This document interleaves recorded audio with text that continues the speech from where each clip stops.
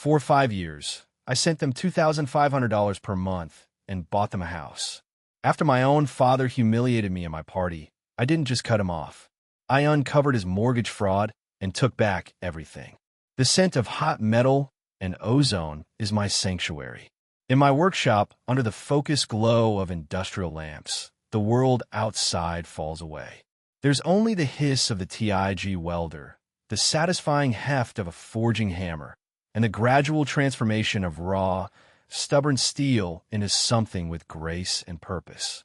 Right now, it was a sweeping, intricate railing for a staircase in a house I'd never live in, for a client who respected the price tag because they respected the art. In here, I am a creator, a master of my own small universe. My hands, calloused and often smudged with grease, know the language of fire and force. They can bend steel to my will. It's a skill I taught myself in a drafty garage, watching countless hours of videos while my peers were racking up student debt. It's a business I built from nothing, one custom gate, one brutalist coffee table, one ridiculously over-engineered fireplace screen at a time. It's a success that is tangible, solid, and real. You can touch it. You can wrap your knuckles on it and hear the resonant proof of its existence. My laptop sat on a scarred wooden workbench nearby. Its clean, minimalist design a stark contrast to the beautiful chaos of the shop. Beside a complex 3D rendering of the railing, a small, faded photograph was pinned to the digital desktop. It was from a decade ago, a rare family picture. I was a lanky 24-year-old, beaming with a naive pride, standing next to a car I just finished restoring. My father stood beside me, his arm around my shoulder, a smile on his face that didn't quite reach his eyes. Even then, he was looking past me, toward something else. A notification popped up in the corner of the screen, clean and clinical. Payment of $2,500 to Vance household has been processed. I closed the pop-up without a change in my expression. It was the 5th of the month. For 5 years, it had always been the 5th of the month. I didn't think of it as a gift anymore. It was rent. The rent I paid for the privilege of existing in my own family. The fee for pretending we were whole. The cost of their comfort, bought with the sweat that dripped from my brow onto the concrete floor of this workshop. My father had lost his mid-level management job 6 years ago, and his pride along with it. My mother's tearful phone call had been the catalyst. He's a broken man, Elias. We'll lose the house. So I'd stepped in. I hadn't just helped with the mortgage. I'd bought them a new, better house in a nicer neighborhood. A house with granite countertops, a wine fridge my mother just had to have, and a 2-car garage my father filled with junk instead of a car. I paid for it all, and I kept paying, because that's what a good son does. He provides. He fixes. He bends, not unlike the steel on my anvil, until he fits the shape they need. You should throw a party, Chloe said, leaning against a steel table. She ran a gloved finger over a weld I'd just polished smooth. Chloe ran a high-end interior design firm, and we'd become collaborators and, somewhere along the way, close friends. She understood the language of my work. Your new loft is incredible. It deserves to be shown off. You deserve to be celebrated. My apartment. It was the one thing that was entirely mine. A sprawling loft downtown with exposed brick walls, ceilings high enough to accommodate my ambition, and a view of the city lights that made me feel like I'd finally arrived somewhere. I'd furnished it myself with custom pieces I'd built in the dead of night, each one a quiet testament to my own taste, my own success. I don't know, I said, lifting my welding mask. Parties aren't really my thing. Liar, she laughed. You just don't like performing. But this isn't a performance. This is a celebration. Your friends, your clients, they want to celebrate with you. She paused, her expression softening. Have you shown your family the new place yet? I busied myself with adjusting the gas on the welder. Not yet. Do they ever come see the workshop? I mean, really see it? Not just to ask if you can patch a hole in a gutter for them. The question hung in the air, heavy and sharp. I thought of the few times they'd visited. My mother, worrying about the dust. My father, glancing around before asking if I had any scrap metal he could use for a project. My brother, Leo, scrolling through his phone, looking terminally bored. They're busy, I mumbled, the excuse tasting like ash in my mouth. But Chloe's words stuck with me. Maybe she was right. Maybe this was the time. Maybe if they saw the apartment, saw my friends, saw the life I had built completely on my own, something would click. Maybe they would finally see me. That evening I called. My mother answered, her voice a familiar mix of warmth and weary martyrdom. Elias, we were just talking about you. A familiar lie. Your father's consulting work is just so demanding. Another one. That's great, Mom. Listen, I'm having a small housewarming party at my new place on Saturday. I'd love it if you, Dad, and Leo could come. There was a pause. Oh, another party? You know your father isn't one for crowds. And a Saturday, that's usually our quiet night in. Well, I suppose we could try to move things around. Her tone implied I'd just asked her to reschedule a state dinner. It was a performance of reluctance, designed to make me feel the weight of their effort. It would mean a lot to me, I said, my voice smaller than I wanted it to be. Of course, dear. We'll be there. The hope I felt was a small, stupid, flickering thing, but it was there all the same. The party was a success. The loft buzzed with conversation and laughter. Architects I'd collaborated with mingled with artists whose work hung on my walls. Chloe was in her element, introducing people, her energy lighting up the room. For the first time in a long time, surrounded by people who saw me for the work I did and the man I felt a sense of uncomplicated pride. I felt at home. Then, an hour late, my family arrived. It was like a pocket of cold air had entered the room. My mother, Eleanor, surveyed the scene with a tight smile, her eyes scanning the quality of the food and the clothes on my guests' backs. My brother, Leo, who held an MBA but had never held a job for more than a year, immediately looked unimpressed. And my father, Richard, walked in as if he were inspecting a property he was considering buying.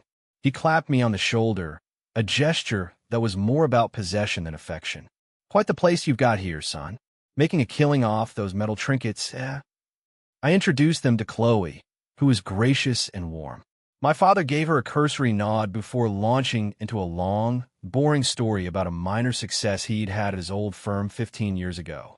It was a desperate attempt to establish his status as the alpha, the patriarch, the man who used to be important. When he realized he was losing his audience, his eyes swept the room and landed back on me. A slow, cruel smile spread across his face. You know, he said, raising his voice to command attention. He picked up a glass of champagne from a passing tray. I think a toast is in order. The conversations quieted. All eyes turned to him. My stomach tightened. I want to congratulate my son, Elias, he began, his voice booming with false sincerity. He's done very well for himself. He really has. For a boy who, well, let's just say he never had a head for books. A few of my guests shifted uncomfortably. This apartment is really something. It just goes to prove that even a guy who couldn't hack it in college can get lucky with his hands. He paused for dramatic effect, letting the insult land. I could feel Chloe's eyes on me, filled with alarm. Leo snickered into his drink. My mother just stared at a painting on the wall, her face a placid, unreadable mask. My father raised his glass higher. So a toast. To Elias, he bellowed, a triumphant gleam in his eye. You're still the dumb one, son. Just with a bigger wallet. He roared with laughter, as if he'd just delivered the cleverest joke in the world. The silence that followed was cavernous. It was absolute. In that moment, I wasn't a successful business owner, a host, or a friend. I was a 16-year-old boy again, standing in the principal's office, my father looking at me with that same expression of profound disappointment. The only difference was that this time, he was smiling.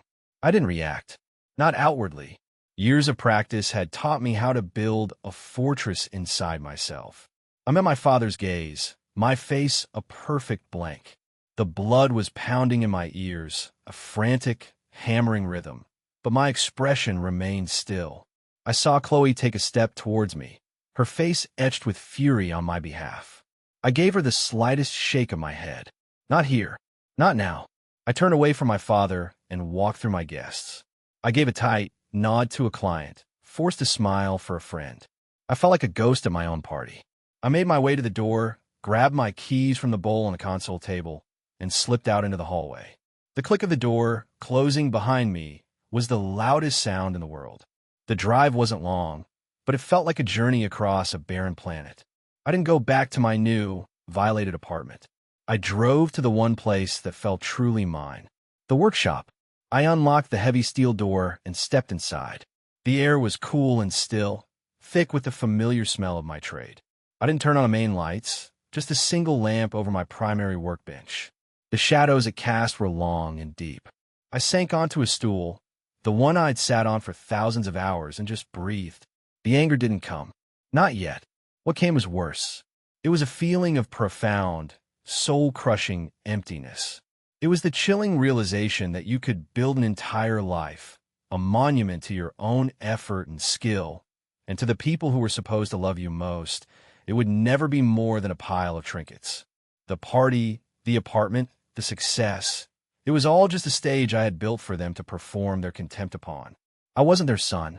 I was their provider, their handyman, their walking, talking bank account. I was the family fool, and my only value was the gold my foolishness produced. I sat there for an hour, maybe more, surrounded by the cold, hard certainty of steel. And as the humiliation began to cool, it didn't leave a void. It hardened into something else, something heavy and sharp and clear. It was resolve. It wasn't a mistake. It wasn't a drunken slip of the tongue. It was a declaration of truth, his truth. And in the silent, metallic sanctuary of my own making, I decided it was time for him to face mine. My mind, usually cluttered with design schematics and client deadlines, became startlingly clear. There was no rage, no chaos. There was only the quiet, methodical focus of a surgeon about to make the first clean incision. Under the solitary light of the workbench lamp, I opened my laptop. The screen cast a blue glow on my face. The demolition would not be loud. It would be quiet, digital, and absolute. The first plugs I pulled were small, almost petty. The streaming services bundle, Netflix, HBO, the sports package my father couldn't live without, all registered under my name. I didn't cancel them outright. I simply went into the settings and removed my credit card, letting the next billing cycle fail on its own. They wouldn't notice for weeks. Next, the automated grocery delivery service. Every Tuesday, a curated list of my mother's preferred organic produce and my father's favorite cuts of meat would arrive at their door, paid for by me. I logged in and canceled the subscription. The silence of their empty refrigerator would be a delayed echo of the silence that filled my apartment tonight. Each click was strangely satisfying. It wasn't an act of anger. It was an act of order. I was correcting a system that had been broken for years. I was balancing the books. Then I moved to the utilities for their house, the house in my LLC's name. Water, electricity, high-speed internet. All of them were tied to my accounts for convenience. I scheduled the service transfers for 30 days out, with ownership reverting to the property's listed address. A formal email, filled with corporate jargon, would be sent to their inbox, likely to be ignored until the lights went out. My fingers hovered over the next icon. My banking app. This was the big one. My stomach clenched. I opened the Scheduled Payments tab. There was a recurring transfer, mocking me with its loyalty. Vance Household Mortgage Support, $2,500. For 60 consecutive months. $150,000. I stared at it, and for a second I faltered. My desktop background was that old photo, the one of me and my dad by the restored car. I saw the hopeful face of my younger self, so desperate for a crumb of approval. A wave of grief washed over me, a deep, aching sadness for the boy in the picture and the family he thought he had. A single hot tear, the first and only one that night, escaped and fell onto the back of my hand. It was a tear for the boy, not for the man I had become. The man I had to become now. I took a deep, shuddering breath, my resolve hardening from grief into something unbreakable. "I'm sorry, kid," I whispered to the screen, "but we have to grow up sometime." I moved the cursor, and I clicked delete. The final task of the night was the most insidious. 2 years ago, during a health scare, my father had convinced me to sign a power of attorney form, giving me control over his finances just in case. In reality, it was just another way for him to offload his responsibilities. I had managed his investments, paid his taxes, and handled his debts, all quietly and competently. Now, I found the digital form, attached it to an email, and began composing a formal letter of revocation to him and his bank. I was no longer his safety net. I was no longer responsible. I closed the laptop. The silence of the workshop was no longer empty. It was filled with the clean, cold hum of impending consequences. The next morning, the world felt different. The air seemed clearer, the coffee tasted stronger. The weight that had settled on my shoulders for years felt fractionally lighter. I wasn't waiting for an apology. I was past that. I was building a new reality. And every good structure needs a solid blueprint and a skilled architect. My first call wasn't to my family. It was to my lawyer. Maria Tanaka was sharp, pragmatic, and had a complete allergy to bullshit. She had drafted the contracts for my LLC and had once told me, half-jokingly, the best fence you can build is made of paper, Elias. Maria, I said when she answered. It's Elias Vance. I know, she replied. Her voice was calm, but I could hear the undercurrent of anticipation. I heard you at a party. A friend of a friend was there. Let me guess. This isn't a social call. No, I said. It's a business call. I need to dissolve a partnership. The one that isn't on paper, I assume. That's the one. I spent the next 30 minutes laying out the situation, my voice even and detached, as I recounted the years of financial support culminating in the public humiliation. I told her about the steps I had already taken overnight. She listened without interruption. Good, she said when I finished. That's a clean start. Methodical. No angry emails, no screaming voicemails. Just the quiet removal of support. The courts, should it come to that, appreciate quiet logic. Now let's talk about the house. It's in the LLC's name, I said. For liability protection. I remember, she said, and I could hear the faint sound of keyboard clicking. It was a smart move, and it gives us the perfect, emotionless, legal avenue. The agreement for your LLC contains a standard property audit clause. It allows the owner, that's you, to request a full inspection of the asset at any time to ensure it's being properly maintained and its value isn't being compromised. An audit, I repeated. The word tasted of corporate steel. We send a formal letter. We hire a licensed, independent inspector. He goes through the property with a fine-tooth comb. Every leaky faucet, every unauthorized modification, every potential code violation. It's business. It's about protecting your asset. I want them to know the ground they're standing on isn't theirs, I said, my voice low. Oh, they'll know, Maria said. An official audit is the first tremor before the earthquake. Are you sure you want to go this far, Elias? I thought of my father's laughing face. I thought of my mother's deliberate blindness. I thought of the years of feeling like a resource, not a son. Yes, I said. I'm sure. Before I hung up, I called Chloe. I didn't tell her the details of the plan, only that things had been bad and I was handling it. She didn't press for information. She just said, I'm here, Elias. If you need to talk, or if you just want to sit in silence with someone, you just call. The unconditional support was a lifeline. It was the starkest possible contrast to the conditional acceptance I had been paying for my entire adult life. The official letter from Tanaka Law Group, printed on heavy, cream-colored bond paper, was sent by certified mail. It was a masterpiece of cold, corporate politeness, stating that a routine asset integrity inspection would be conducted on the property at 124 Willow Creek Lane. 3 days later, the first crack appeared. My phone rang. It was my mother. I stared at her name, then silenced the call and let it go to voicemail. Her message was a rambling, panicked monologue. Elias, honey, there's a man here. A man in a suit. He's walking around the backyard with a clipboard, taking pictures of the shed. He says it's something about an audit. I don't understand. Did you know about this? It feels so invasive. Please call me. I deleted the voicemail. The inspector we hired, a man named Marcus, was notoriously thorough. He was an artist of deficiencies, a poet of code violations. His report arrived in my inbox 2 days later, a 48-page PDF document of pure, unadulterated consequence. I read it in my workshop, the only place I felt I could breathe. It detailed everything.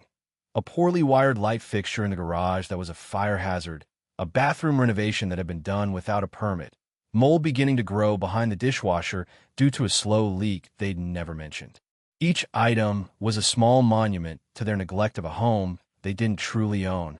But it was on page 37 that the floor fell out from under me. Addendum 4. Unauthorized lien on property. My blood ran cold. Marcus's report detailed that during his title search, he discovered a recent lien filed against the property. It wasn't from a major bank. It was from a private lender, a high-interest, short-term loan company. A bottom feeder. The loan was for $50,000. The borrower was listed as Richard Vance. I stopped breathing. He couldn't have done that. His name wasn't on the deed. The property was owned by my LLC. I scrolled down, my hands shaking. Marcus had attached the preliminary loan documents he'd managed to pull from the county records office. And there it was, a forged copy of the LLC's formation document. My signature, scanned and poorly photoshopped onto a personal guarantee. He had passed himself off as the sole owner of the LLC and taken out a loan against my asset. This wasn't just disrespect anymore. This wasn't just taking me for granted. This was a felony. This was fraud. The carefully constructed calm I had maintained for a week shattered into a million pieces. A white-hot rage, pure and potent, surged through me. He hadn't just insulted me. He hadn't just used me. He had stolen from me. He had used my name, my business, my success, and twisted it into a tool for his own greedy, desperate crime. The weight of it all, the years of quiet dismissals, the public humiliation, and now this, the ultimate betrayal, crashed down on me. He hadn't just tried to make me feel small. He had tried to make my entire life's work collateral for his failure. I picked up my phone. My fingers were trembling, but my voice, when I spoke to Maria, was as cold and hard as the steel on my workbench. He committed fraud, Maria. Mortgage fraud. There was a sharp intake of breath on the other end of the line. Okay, Elias. This changes things. This is no longer a family dispute. I know, I said. Send the eviction notice. Today. The eviction notice gave them 30 days. It was a legal document, devoid of emotion, stating that the current occupants were required to vacate the premises owned by Vance Designs, LLC. There was no mention of son or father. We were now just a business entity and a tenant in breach. The blowback was immediate, and it came, as expected, from my brother. Leo didn't call. He showed up, not at my apartment, but at the workshop. He must have gotten the address from my mother. He strode in, his office loafers looking ridiculously out of place on the dusty concrete floor. He was wearing his indignation like a suit of armor. "What the hell is this, Elias?" he demanded, waving a copy of the eviction notice. "An audit? An eviction?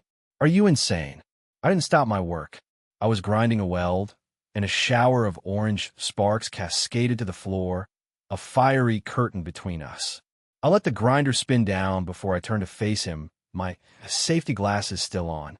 "It's a legal proceeding, Leo," I said, my voice flat. "Something you should be able to understand with your MBA. This is our family home." "No," I corrected him calmly. "It's an asset owned by my company. An asset that your father has been using to commit felonies." Or did he forget to mention a $50,000 fraudulent loan he took out on it? Leo's face went pale. For a second, he was speechless. He was going to pay it back. He just needed to get back on his feet. I laughed. It was a short, harsh, ugly sound. Back on his feet? He hasn't been on his feet in a decade. He's been standing on my shoulders, and I'm tired of the view. This is about that stupid party, isn't it? You're throwing our parents out on the street because your feelings got hurt. My feelings didn't get hurt, Leo, I said, stepping closer, my voice dropping to a low, dangerous tone. My trust got murdered. My generosity got crucified. And my name got forged on a loan document. This isn't about my feelings. It's about his actions. That's when he broke. His self-righteous anger crumbled, revealing the panicked insecurity beneath. "You think this is easy for me?" he shouted, his voice cracking. "Do you have any idea what it's like? For years, all I've heard from them is, why can't you be more successful like Elias? And Elias is buying us a new car. What have you done? You get to hide out in this dirty workshop and make your money, and nobody cares if you have a degree or not. I'm the one who's stuck. I'm the one who has to listen to it every single day." The confession hung in the air, pathetic and raw. It didn't excuse him. It didn't absolve him of his years of smug condescension. But for the first time, I saw him not as a villain, but as what he was, another broken component in a toxic machine. A different kind of victim, maybe, but still just as trapped. Then maybe you should be thanking me, I said, my voice devoid of sympathy. I'm setting you free. I turned my back on him and switched the grinder back on. The roar of the machine was a definitive end to the conversation. He stood there for another minute, a king without a kingdom, before turning and walking out of my world. The 30-day notice started a countdown clock on their desperation. The next phase of the assault was orchestrated by my mother. Her weapon of choice was guilt. My phone began to fill with texts. At first, they were bewildered. "Elias, I don't understand what's happening. Please call me. Your father is beside himself." When I didn't respond, the tone shifted. She started sending pictures. Me as a baby in a bathtub. Me on my 5th birthday, grinning with a missing tooth. The family at Christmas, years ago, when things were simpler, or at least when I was too young to understand they weren't. The pictures were accompanied by short, stabbing messages. "Remember when we were a happy family? Don't throw all this away over a misunderstanding. A family is forever, Elias. You're scaring us." Each message was a carefully crafted dart aimed at the softest parts of my memory. She was trying to remind me of the boy I used to be, the one who would do anything to keep the peace. But that boy was gone. He had died on the floor of my new apartment, listening to his father's laughter. I forwarded every message, every picture, to Maria without comment. It was all just more evidence for the file. Then came the emails from my father, each one a masterclass in deflection. He never mentioned the fraud. He cycled through indignation. "I can't believe you would do this to your own father." Threats, "You'll regret this when you're older and all alone." And finally, a pathetic attempt at a bargain. "Just give us 6 months to sort things out. We can fix this." I was in a storm of my family's creation, their panic cries echoing from all sides. I was their villain, their monster, the ungrateful son. The noise was deafening. And then, one evening, my phone rang with an unknown number. I almost ignored it, but something made me answer. "Hello." There was a pause, and then a voice, gravelly and familiar, that I hadn't heard in almost 10 years. "Elias? It's your Uncle Ben, my father's older brother, the family black sheep, a mechanic who lived in a small cabin by a lake 2 hours north. He'd been estranged from my father for years. After a fight, I was too young to understand, but old enough to feel the fallout from." "Uncle Ben," I said, stunned. "Yeah," he said with a gruff chuckle. "Heard you're finally shaking the tree. Your cousin saw something from Leo on social media. Figured I'd call." He paused. "Don't let him drag you down into the mud with him, kid. I warned you years ago. They only love what you can give them." I remembered his last words to me at a family reunion, right before he stopped coming altogether. "You're not like them. Don't ever let them make you think you are. They don't get to define you, Elias," Ben's voice said, firm and steady through the phone. "Not anymore. They built their own mess. Let them drown in it. If you ever need a place to just be, drink a beer and not say a damn word, you know where I am." When I hung up, the storm in my head had quieted. His words were an anchor, a voice from the wilderness, telling me I wasn't the monster. I was the one who had finally found his way out. The 30th day arrived with a gray, overcast sky that matched the mood. I wasn't there to gloat. I was there to close a chapter. Maria was with me, her presence a calm, legal shield. The moving truck I had hired, professional, efficient, and paid in full by me, was already half full. I had instructed them to be careful with everything. This was an eviction, not a desecration. My father sat on the front steps, a man deflated. The arrogance was gone, replaced by a hollow, vacant stare. He looked at me as I walked up the driveway, his eyes filled with a mixture of hatred and disbelief. He looked like a king who had just discovered his throne was made of cardboard. My mother was inside, arguing with a mover about a porcelain lamp, her voice high and shrill. "That's a fragile item. It needs more bubble wrap." She was focusing on the smallest, most insignificant details, because the larger reality was too catastrophic to face. As I approached the front door, another car pulled up. A bland, corporate sedan. A man in an ill-fitting suit got out, holding a briefcase. He walked towards my father. "Mr. Vance," the man said. "John Keller, from Sterling Financial. We need to discuss the significant default on your loan, the one secured by this property." My father flinched as if he'd been struck. "It's a misunderstanding. The property is owned by my client, Vance Designs, LLC," Maria interjected smoothly, stepping forward. "And my client certainly didn't authorize any loan. I believe the term you're looking for is fraudulent inducement." The man from Sterling Financial blinked, his eyes darting from Maria to me. "You're Elias Vance?" "I am," I said. "Your father presented documents claiming he was the sole proprietor of the LLC. He is not," Maria said, "and we will be cooperating fully with any investigation you choose to pursue. In fact, we insist on it. Please send all future correspondence to my office." The man nodded, a grim understanding dawning on his face. He looked at my father, his expression hardening from confusion to contempt. "Mr. Vance," he said, his voice now stripped of all politeness, "I thank you, and I need to have a much longer conversation, perhaps with the district attorney present." My father visibly shrank. He seemed to lose inches in height. He looked at me, his mouth opening and closing, but no words came out. He was finally, utterly, cornered by his own lies. I looked at him, at this stranger who shared my blood, and I felt nothing. No pity, no triumph. Just a vast, empty distance. I walked past him, into the house that was no longer his, to supervise the removal of his life from mine. The house echoed with emptiness. The movers were gone. The only things left were dust bunnies and the faint imprints in the carpet where their furniture used to be.